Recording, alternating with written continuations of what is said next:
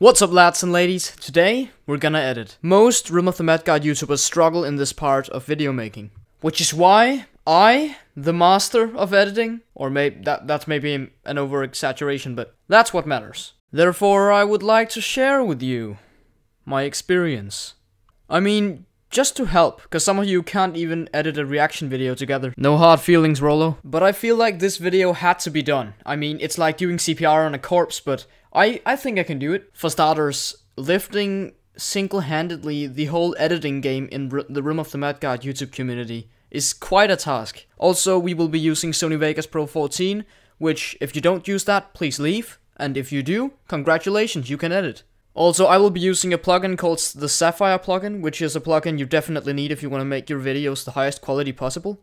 If not, I will also show methods to edit without the plugin. So it's gonna be for all of you. A good starting point when editing is always to have clips prepared, unless you want to edit yourself wanking to Talwar. I don't know where that came from. A quick note before I start the tutorial, there's a very important part of this video that is going to be timestamps, so if you only need a certain part of this video, I would recommend you to skip to the timestamp listed on screen right now. Kill it, yeah. Beat so sick. Yeah.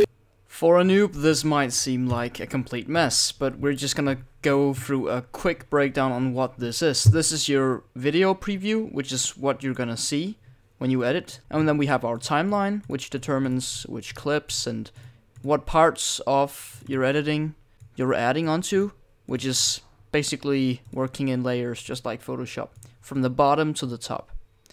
And then we have our media generators, which is, I would say, physical things.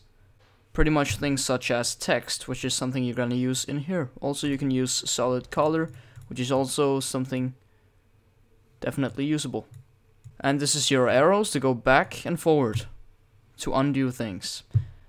Of course, we have our legacy text, which is probably the most important feature, I would say. When you make a video, you kinda need to add some text sometimes. Then we have our video effects tab, which is something I would recommend you to investigate yourself. There's a lot of video effects. You can click on one and see what it does compared. There's a little preview here.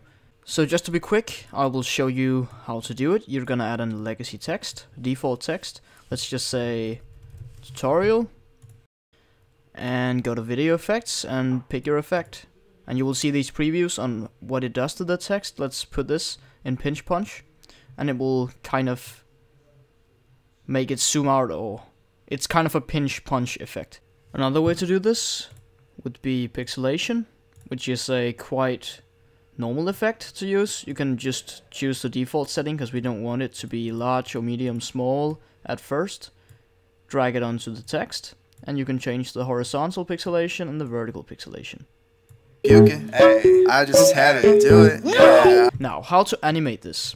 You're gonna use the wheel, or this clock thing.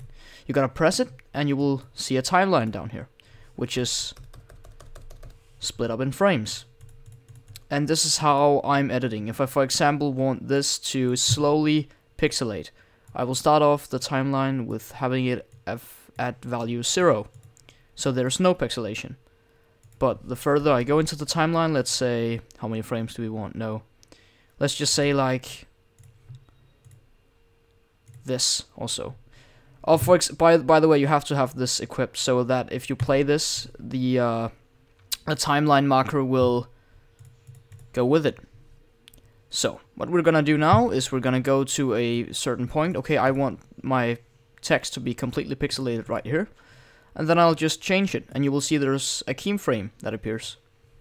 And I will always also add this one. You can see at the preview on how much, let's say, this, for example, yeah. And if you want to add a certain fade to it, you can use these keyframes. This is just a keyframe that overall moves all keyframes under this certain effect. So you can also just take each one and change it. If you right click on this, you will see some options. There's the linear fade, which this line shows it's just the same exponential growth. If I change it to smooth, it will slowly start off, then go up, and then slowly fade off. And fast fade is Oh, I changed this one. It goes up fast and then it slowly fades out. And the slow fade is opposite. It slowly moves up and then suddenly it moves in the end. Oh, hold on, I can't hit it. Then there's the sharp fade, which is an in-between from the smooth. So, and hold is just basically the same until suddenly it goes upwards. I don't usually use those. I usually just use smooth or fast or so. But the hold is kind of useful if you want to make a sudden change in this. In the middle of, if for example I want it to pop out from the eye, suddenly just change the pixelation so it doesn't move, slowly becomes more pixelated over time, I can use this hold effect. So that it's gonna stay 0 all the way until, boom, suddenly it goes pixelated. And I can change it back to value 0 afterwards. And it will make it a small precaution. Like this. By the way, if you press somewhere on the timeline, then move your arrow or cursor forwards, then press Shift, it will mark this area, and if you press Shift and B, it will pre-render it for a quick showcase. Boom, there you can see. It's gonna make this little shaky thing with the pixelation. And it's kind of a cool effect. You can use this on all things. And one of the things I want to show you, which is not in the Sapphire plugin, I will show you that afterwards. We have the linear blur, which is something that Rolo uses a lot. I just had to do it. So I don't want this tutorial to get too advanced, so I will quickly explain it quick. You'll probably need some basics first, and I will try to explain them as good as I can and as fast as I can. So what we're gonna do is we're gonna make a text name, let's say transition, and go to a video effects tab and pick the linear blur. You can always look it up in this search plugin bar. Then pick the horizontal light, because that's what we're gonna use. We're gonna use a transition which goes from small to big, where we're gonna need a horizontal light. If we wanted the text to go from top, like out of the screen, onto the screen, we're gonna need a vertical light. If we're gonna go from on the horizontal light, or the x-axis, from this, for example, this point to this point, we're gonna need a horizontal light.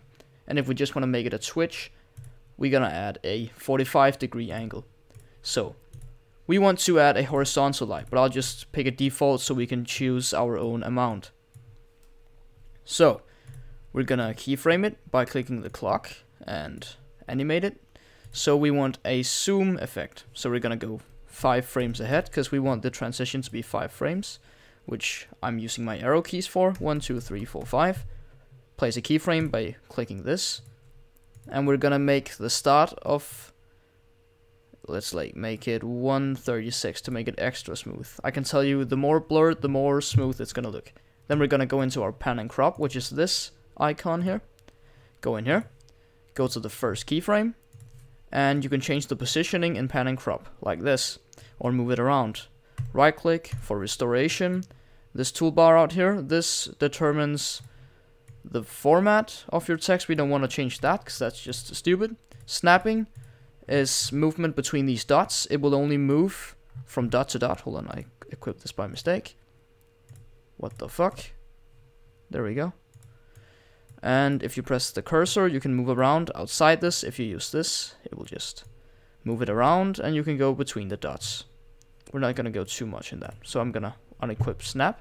I'm going to make it zoom out like this by dragging it backwards. Then I'm gonna go 5 frames forward like this, which is our transition, and then restore, and you will see this keyframe, and there's a transition like this. This is a basic transition. We want to make it more smooth, therefore we're gonna drag with our left key across the keyframes, make it so smooth, and go in your 4th keyframe, then double click to make a keyframe, drag it to the 2nd keyframe. Yeah, this is the 2nd.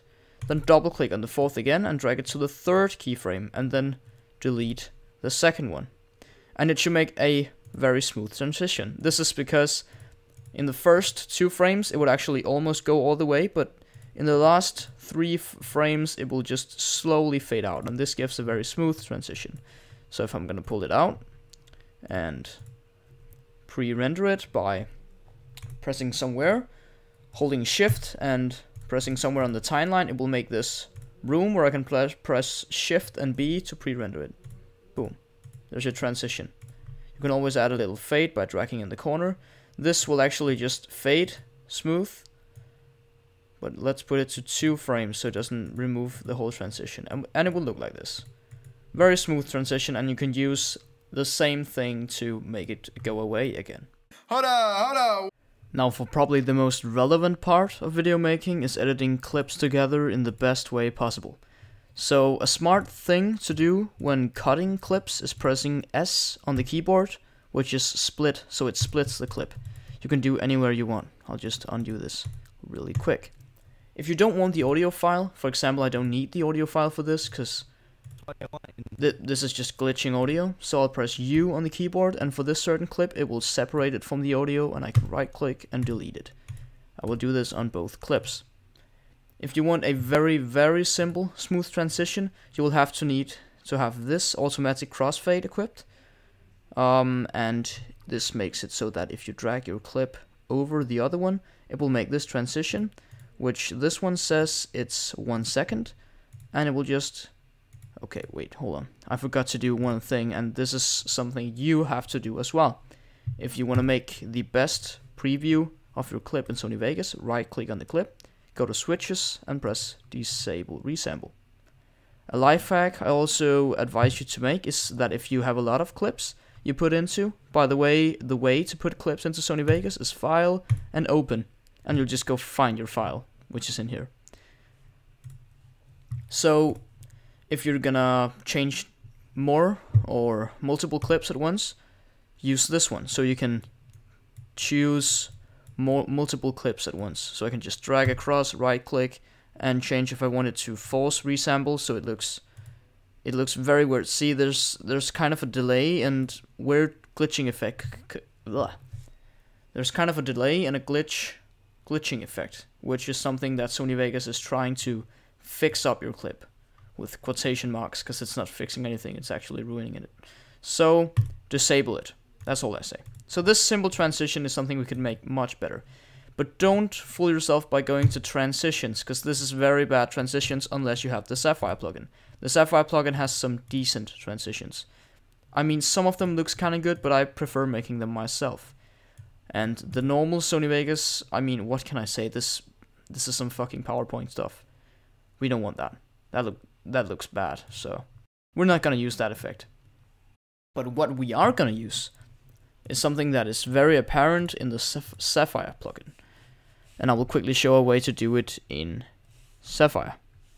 Or actually not, I will try to do it in pan and crop first. This could be done in pan and crop, but I will do it in a different fashion because it doesn't work the same way as Blur Mode Curves does in Sapphire plugin. I will try to do it as similar as possible without the plugin, but you can use this one. And this is another pan and crop tool, or another form of pan and crop tool, where you can move the entire clip on this entire timeline. So if you change this, the keyframe will appear here on the timeline, and it will also change the next clip and move it like this.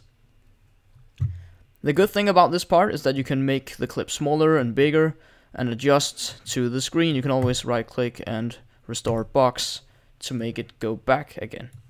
Let's remove this keyframe.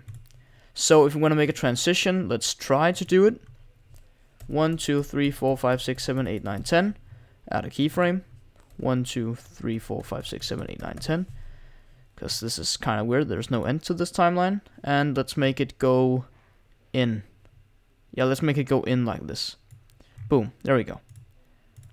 Okay. One of the most important things I learned while editing is probably that you should, to a build-up, to a fade, you should always choose slow fade. So it's kind of slow in the beginning and then boom, suddenly it moves in.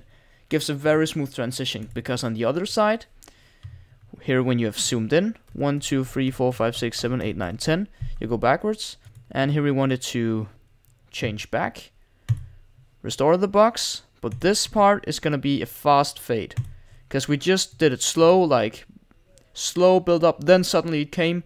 And on the opposite side, we're just going to do it quick and then slowly fade out. It's going to give a very smooth transition. I hope it works the same way in this tool. Yeah, kind of does, but it doesn't look as good. We need to add a blur to it. So one of the ways you can do this without the Sony Vegas Sapphire plugin is with defocus. Hold on, it's a little slow.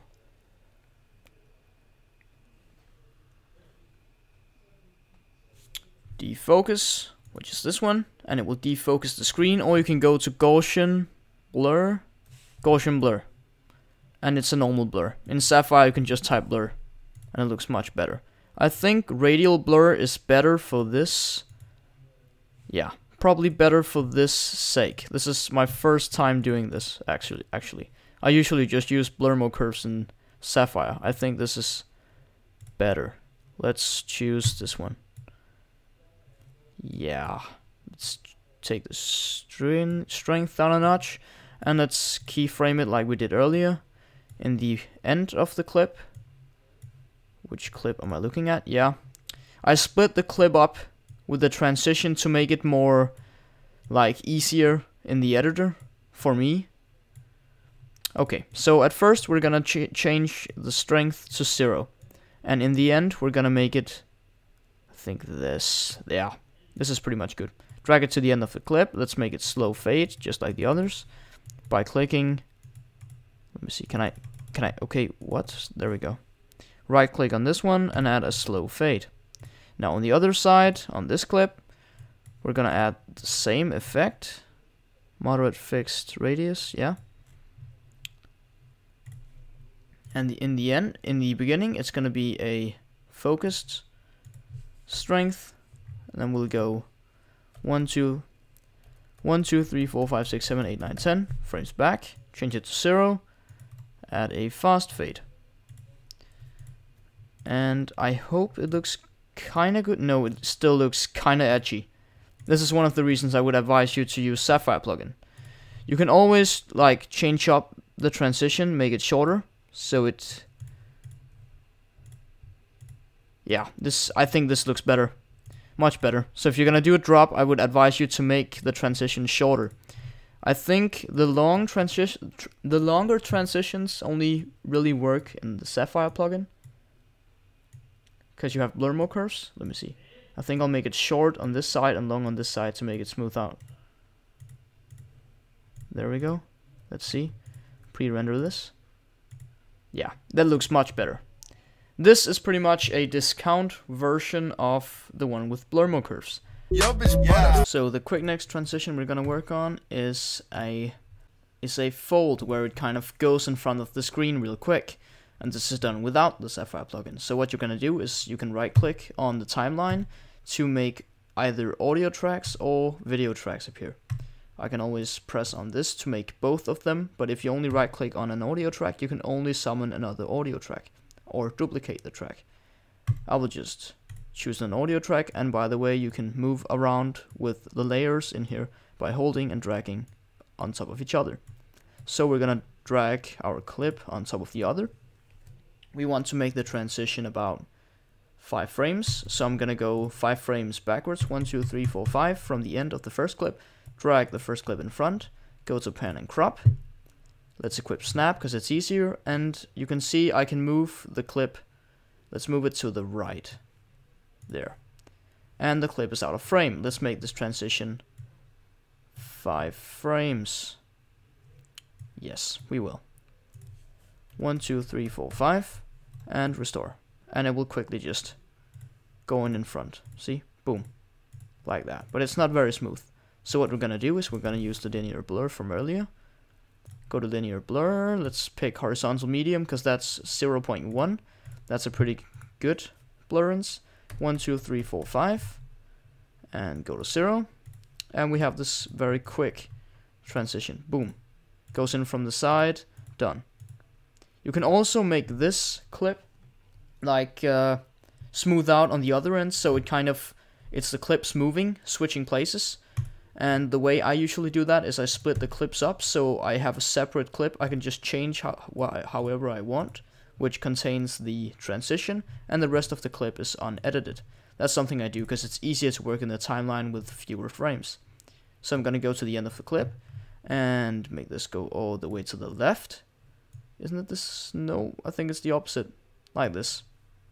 Should be the opposite. Nope, it's not. The other way. There we go. And let's add a blur to this as well. Horizontal, but this keyframe, remember to animate on the amount only, not the angle. Let's pull the keyframe which contains the 0.1, and let's change this to 0, which is the opening point. So it's gonna change places like this. Boom. There you have a normal transition which is self-made. I have decided to not make this video longer because it's already 20 minutes. I can't believe I've gone this far. I probably should have stopped myself before I went out of hand, but if you want to know more about this, suggest if you want a Sapphire tutorial in the description below. I suppose most of you don't have the Sapphire plugin, which is why I'm stopping the video now. Well, I hope you guys enjoyed it, also that you made good use of the timestamps in the video. This video is pretty heavy material, so if you made it through, congratulations. You're probably also gonna do it in the next videos. But I suppose there's nothing else to say then. See ya.